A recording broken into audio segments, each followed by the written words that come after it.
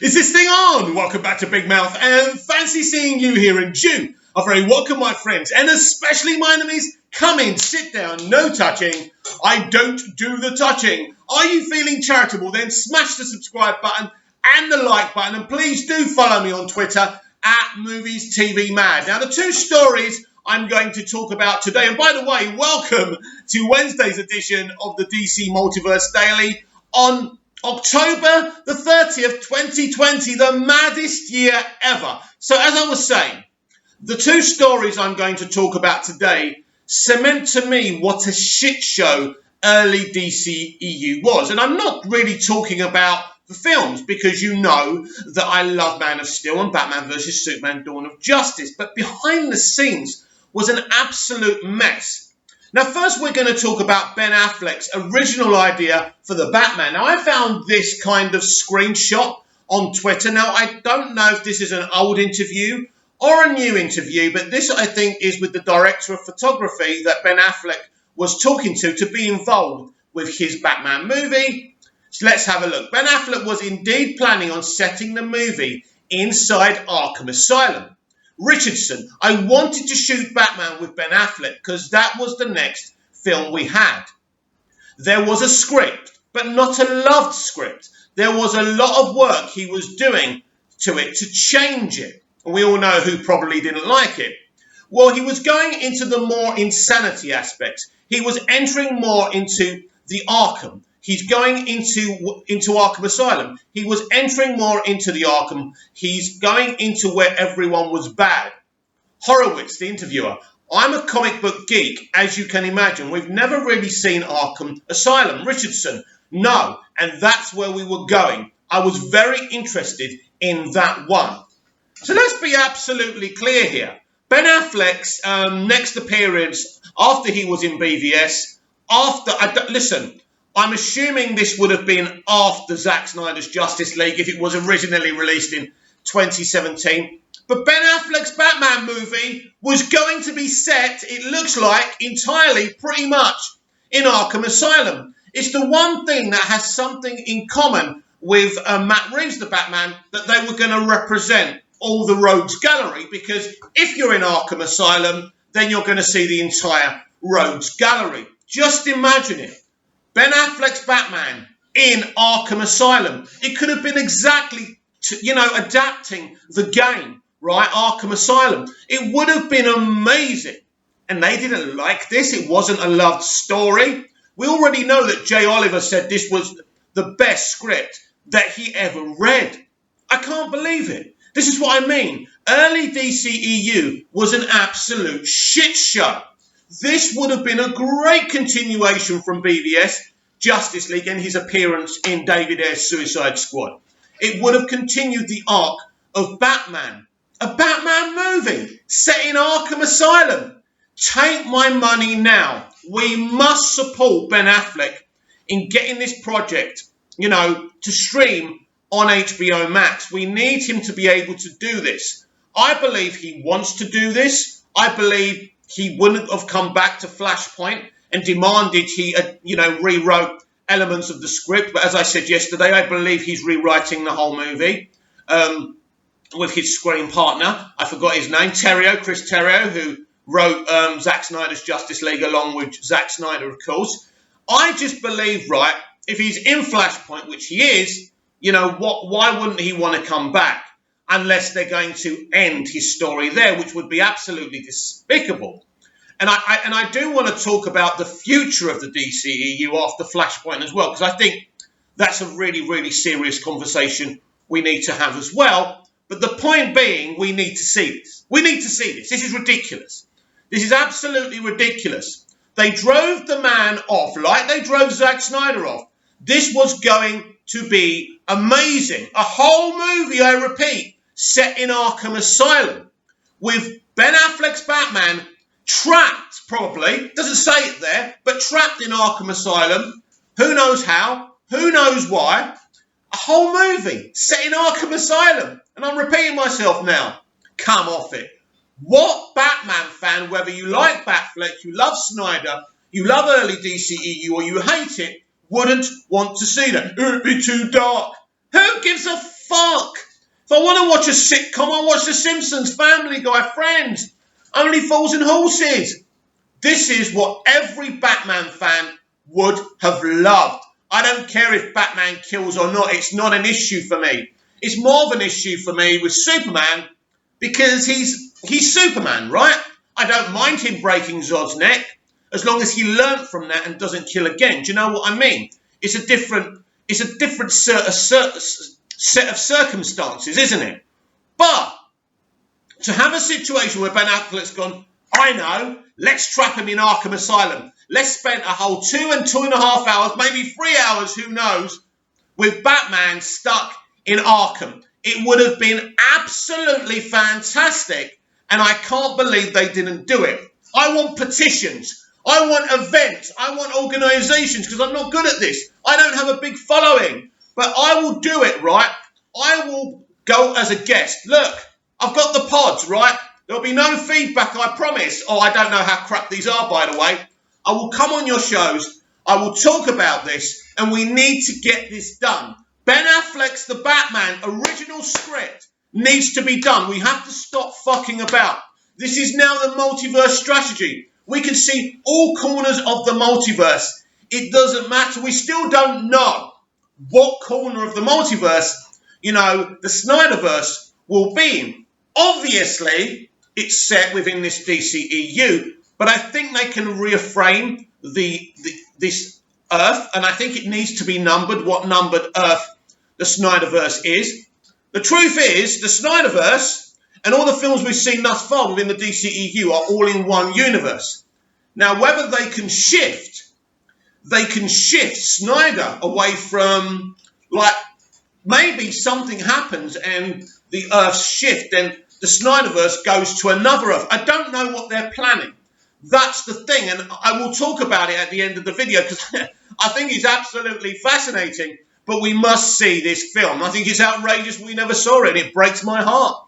And they used the death of Zack Snyder's daughter, they used Ben Affleck's alcoholism, and addiction problems to drive him out, and disgusting. But I will underline and headline, that was the old regime, right?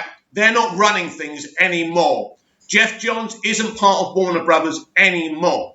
He may have partnerships with them, but he isn't running a damn thing, and nor is anyone else. It's really in the remit of AT&T, Warner Media, Jason Kilar, and Ann Sarnoff, which are much better people to be reporting to. But we want to see this. Let's get this done. Take my money now. Put it on HBO Max. Let me buy it for $100 million. I don't care. I want to see this. Now, this is an article from Screen Rant's Matt Moore, and this was posted 12 hours ago. Henry Cavill admits he was told to lie about Superman being in Justice League. Right. Henry Cavill acknowledged that he was told to lie about Superman's appearance in Justice League while participating in the press tour for the DC film. Henry Cavill admits that he was told to lie about Superman's presence in Justice League while still appearing with the rest of the cast on the film's press tour. Cavill's Man of Steel was killed at the end of 2016's Batman v Superman Dawn of Justice, setting in motion the events of Justice League. Unsurprisingly, DC and Warner Brothers played as coy as possible about Cavill's role in Justice League, heading into the film's 2017 theatrical release. Fans never truly believed that Superman was gone. We all knew he wasn't gone. That's why there was no point in playing that card from the DC Extended Universe after he sacrificed himself in the fight against Doomsday in Batman vs. Superman. A final scene at Clark Kent's grave even went so far as to all but confirm the return of Superman in Snyder's Justice League. Still, Superman was withheld from the promotional materials. This was such a bad... Whoever had this idea, this was such a bad idea. Promotional materials. In the run-up to the film's release, only the film's final trailer featured Cavill before Justice League hit theatres, with Superman then added to posters and marketing materials in an effort to help boost the film's subpar box office numbers and hype up to its home release. This is the thing. They changed it. They withdrew Superman from all the posters beforehand, but then afterwards, a few weeks later, they put Superman in because they knew it was a massive blunder. During a recent interview on the Empire podcast, Cavill says that promoting the film while having to keep Superman's role in it a secret was predictably awkward experience. Cavill looked back on the Justice League press tour and discussed his reaction to being told to lie about Superman's involvement in the film, saying, "Yeah, it was one of those weird situations where I guess no one really knew what they wanted, and it was like, hey, we need Henry on the press tour, but let's not tell anyone he's in the movie," which is ridiculous, because if he's on the fucking press tour, he's going to be in it. It's like me going onto Twitter saying, right, today's DC Multiverse Daily is coming, but I won't be on it. Of course I'm going to be on it, right? Anyway. So Henry on the press tour, but let's not tell anyone he's in the movie. I was like, okay, well, it's going to be super awkward for me, guys. Thank you for giving me an impossible scenario, which I'm just going to say to people, well, yeah, I was here for moral support. I made the tea. I made the tea for an entire movie. I'm pretty sure that no one bought it. Henry is a gentleman. And, maybe this is what Henry Cavill, Gal Gadot, and Ben Affleck and Ezra Miller will do now. Instead of coming onto social media and outing the previous regime of WB, maybe they'll come out like this in interviews and do it very politely and very cleverly. Cavill's got a great sense of humour, and I just love his British, upper class sense of humour. Brilliant there. And he's outed them without losing his temper or being negative. In fact, Ray Fisher could learn something from this. This is very smart. Cavill participated in just about every press event for Justice League, only to avoid answering questions about Superman's resurrection. Despite it being the obvious elephant in the room, he even appeared with his Justice League co-stars Ben Affleck, Gal Gadot, Jason Momoa, Ezra Miller and Ray Fisher at 2017 San Diego Comic-Con. While it's understandable that Warner Brothers wanted to protect the only major twist in Justice League, to re-watching Cavill's interviews from the time is all the more strange now, knowing that Cavill was just as confused as fans about the unnecessary levels of secrecy. A better strategy was used by Disney and Marvel with 2019's Avengers Endgame. None of the heroes lost to Thanos, Snap in Avengers Infinity War were used in the film's promotion. Yeah, this is the problem though. None of those characters, I suppose, they weren't Iron Man, they weren't Captain America. I think Captain America survives, doesn't it, at the end of Infinity War. But you've got Superman there, and you kind of want to add Superman to the promotional material, but you want to keep it all a mystery. I just think that they were worried about just having Gal Gadot, Ezra Miller, Jason Momoa, and Ben Affleck, but they shouldn't have been, because Ben Affleck is Batman. He's the leader. He's there. They should definitely have kept Cavill off the promotional tour if they wanted to keep it mysterious. But at the end of the day, everyone and their mum knew that this guy was going to be involved in Justice League, because we'd already seen the fucking rat party, the sizzle reel anyway. I can't remember if Cavill was in that. Probably not. I think Zack, if he was running everything, and Zack normally runs everything on his films, he does get involved with the marketing as well. I think he probably would have kept Cavill out of it totally, which would have been a great idea. Despite the Marvel Cinematic Universe film slate making it clear that several had to come back in future projects. Cavill's comments about Justice League marketing shows that the film's behind-the-scenes drama extended beyond just the reshoots, led by Joss Whedon. The studio had no real plan in place for what the superhero movie should be or what kind of audience it wanted to attract for the film. The strategy also raises questions about how Warner Brothers feels about Cavill as a leading man. No, it doesn't. Yes, it does say that maybe with the previous regime, but you're talking about Warner Brothers as present tense.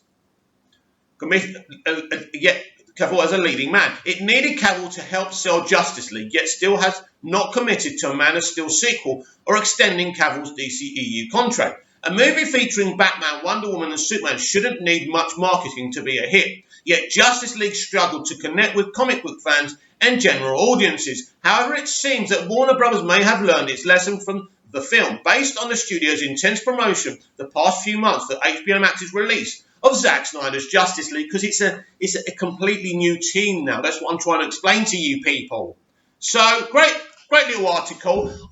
Once I heard that Henry had said this, I think context is really important. Listen, this is what I mean. Early DCEU was a shit show. And again, I'll reiterate, I'm not talking about the movies. It's what was going on behind the movies.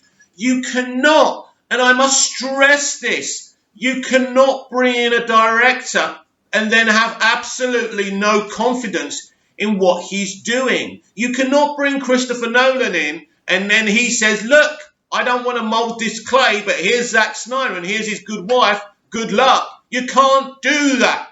Because, Chris, they wanted you, not Zack. This was the problem. And once you weren't going to be involved hands-on after Man of Steel, they should, listen, once they knew Chris wasn't going to be involved, properly and mould everything like he did with the Dark Knight trilogy, they should have said, you know what, no Zack Snyder, no you, we're going another direction. Let Jeff Johns run this thing and do his own thing. Because you've got all these cooks in the kitchen. Imagine it, right? You've got Ainsley Harriott, you've got Gordon Ramsay. They're all in this fucking kitchen and they've all got different fucking ideas and they've even got knives. And they're going at each other because they don't agree with each other's style of cooking. Too many cooks spoil the broth, and this is what went wrong. It was an absolute shit show. This is why we never got the Arkham Asylum Batman movie from Ben Affleck. This is why we haven't seen Cavill since 2017. But if Zack's movie was allowed to go ahead, he would have organised it properly. Henry wouldn't have been at San Diego. Any question about Superman would have been batted away. You'll have to wait and see, won't you? We did see the Earth move a little bit at the end of BVS. We'll have to wait and see if Superman survives. Everybody still knows, but it's that intrigue. How is he going to come back and what's going on? Just like when he was teasing what he would have done with his Justice League movie, when he was trying to, resurge the audience and fans to fight for his cut, the way he did it on Vero, right? He's a masterclass marketing man as well as a great storyteller and artist. If it wasn't for Snyder and his little teases on Vero, we wouldn't be sitting here now looking forward to Zack Snyder's Justice League. Zack knew how to cast, how to promote. This is a multi-talented man. And once he left, once they drove him out, these fuckers didn't have a clue. You either stick with someone or you don't. It's like what I was talking about Batwoman yesterday.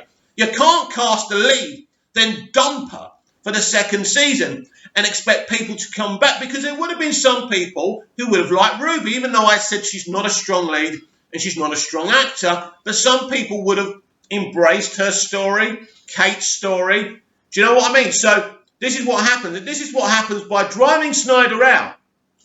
And Suji Hara saying, no, we all want our bonuses right before the takeover of AT&T. Right, let's get this finished. Just finish this. Don't care how you do it. Just finish it. Mess. Once they drove out Snyder, they should have started again. They should have postponed Justice League. They should have, just said, sorry, Zack, this is never going to happen. And we're gonna create our own world, our own universe. You either just say, fuck the DCEU, which would have broken my heart. We're starting again. Or here's the next film within the DCEU. But even that's a mess, because you're kind of trying to continue something from what Zack started, and this is what Walter Hamada attempted to do with Aquaman and Shazam and Joker being in another universe. It kind of worked that way, didn't it? But it still seems a little bit disjointed, and this is why I like the multiverse strategy is the only way you can fix this problem, the early shit show that started because too many cooks were in the kitchen, too many cooks spoiled the broth. This was the problem. So I thought I'd bring you those two stories just to underline what's going on now with Ray Fisher and what Henry's saying. It was an absolute mess. But I just want to leave it behind now, because I really do believe with Snyder in his own corner.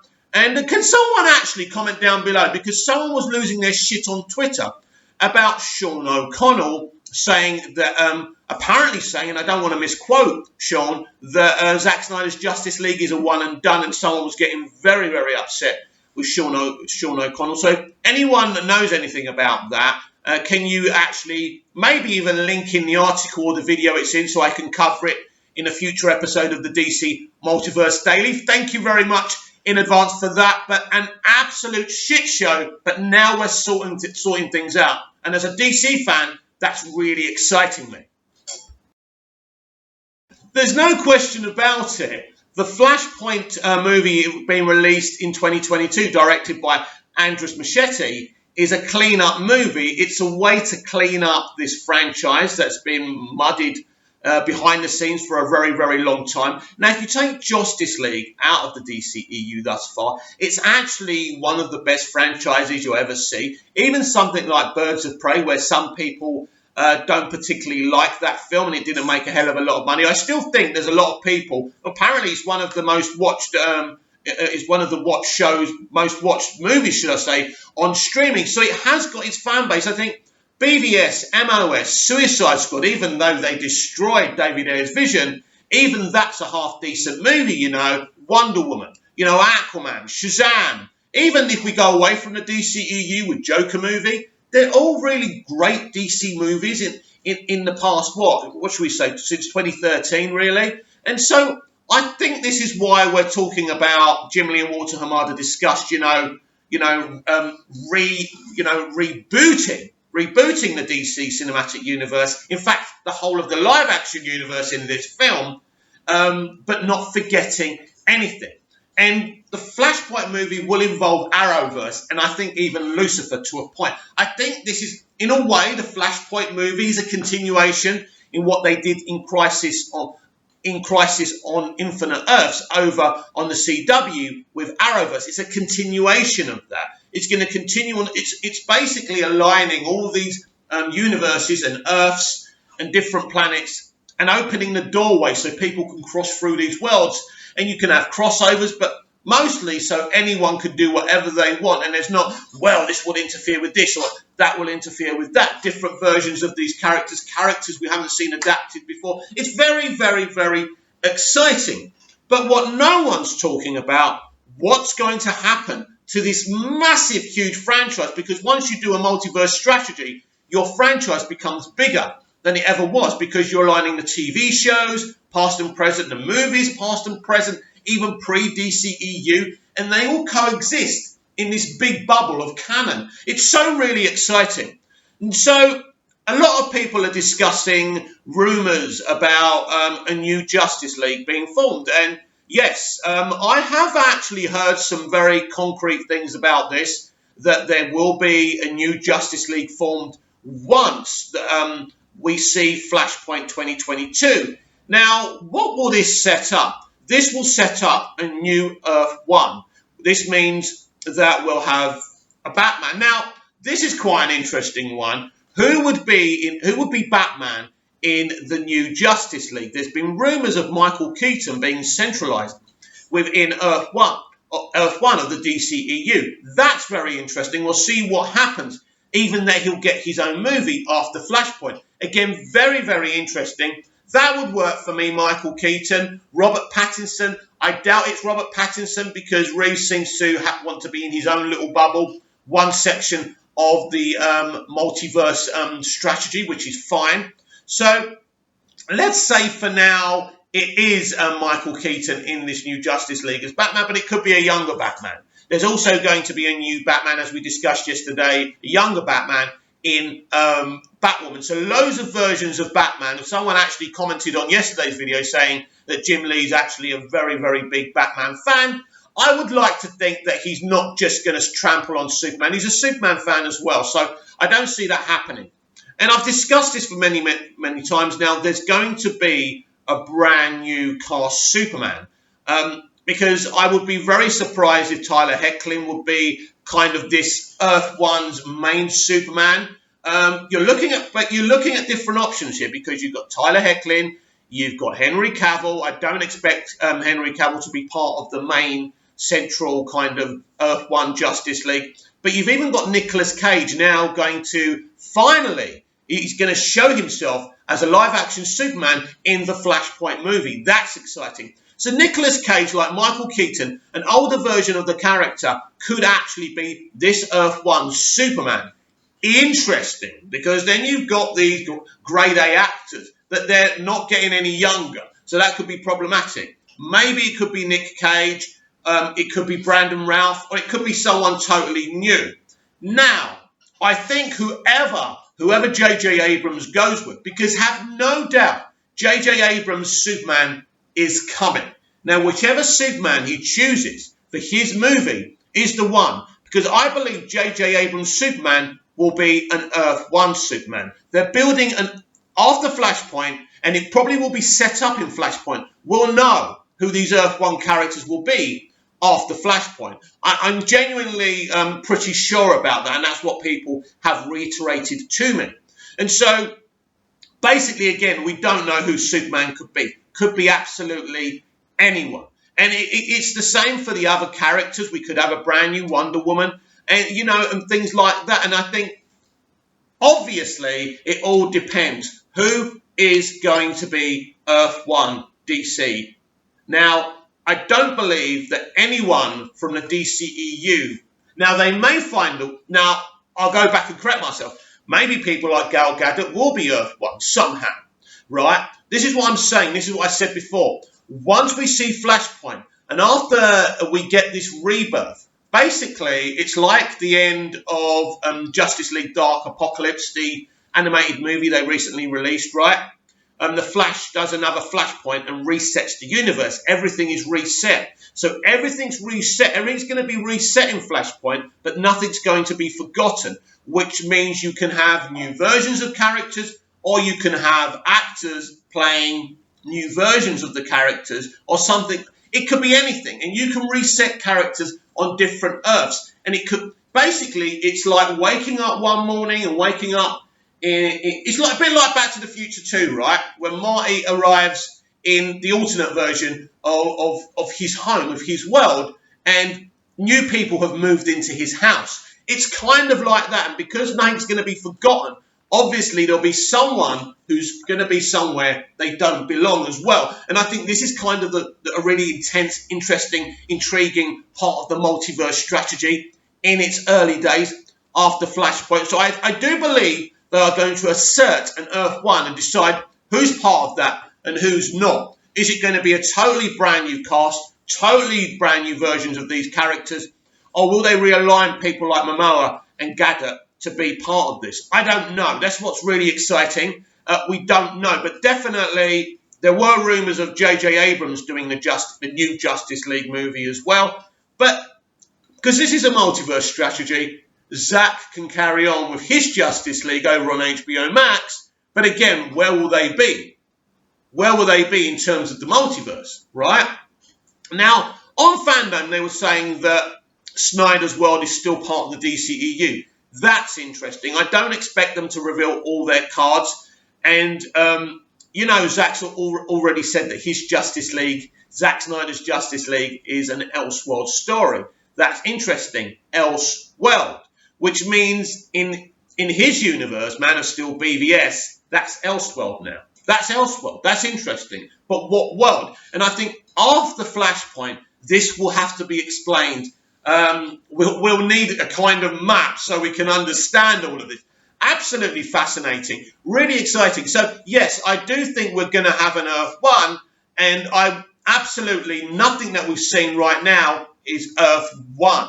I think in Arrowverse they thought they were Earth 1, but I don't think they are Earth 1. So right now, these are the complex plans they are making to reassert this franchise, to make it more accessible to the mainstream audience. So what I'm saying to you is Earth 1 will be more accessible to the mainstream audience, but then all the other worlds, other parts of the multiverse can be anything they want. It's not about the mainstream with them, but Earth 1, it'll be more, I suppose, it'll be more like the MCU, but not so. I think there'll still be some depth and some interesting situations, but they're certainly reasserting Earth 1, so it's more appealing to the mainstream audience, families, and kids. This is exactly what they were trying to do with Justice League, and they failed. And I think this plan is more, they thought about it more, and I can't wait.